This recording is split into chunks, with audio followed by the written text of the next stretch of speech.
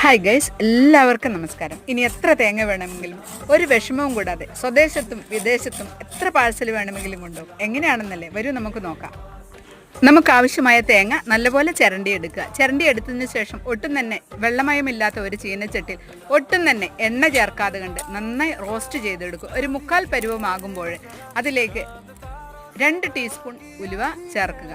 അതായത് സാധാരണ ഉലുവ ചേർത്ത് കൊടുക്കുക.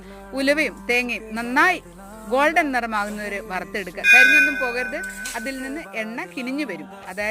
അതാണ് അതിൻ്റെ പാകം. എണ്ണ കിനിഞ്ഞു വന്നതിന് ശേഷം പിന്നെ നമ്മളത് വറക്കേണ്ട ആവശ്യമില്ല. അപ്പോഴത്തേനും നല്ല ബ്രൗൺ കളറായിരിക്കും. ഇത് തണുത്തതിന് ശേഷം നല്ല എയർ ടൈറ്റുള്ള കണ്ടെയ്നറിൽ അടച്ചു വെക്കുക. വിദേശത്തും നോർത്തിലേക്കും ഒക്കെ പോകുന്നവർക്കാവുമ്പോൾ ഇത് നല്ല പ്ലാസ്റ്റിക് കവറിലാക്കി സീൽ ചെയ്ത് കൊണ്ടുപോകാവുന്നതാണ്. ഇതുകൊണ്ട് ചമ്മന്തി അരക്കാനും അവിയൽ ഉണ്ടാക്കാനും പച്ചടി ഉണ്ടാക്കാനും ഒന്നും സാധിക്കില്ല. ഇങ്ങനെ സൂക്ഷിച്ചാൽ 2 വർഷം കേടുകൂടാതെ ഇരിക്കും.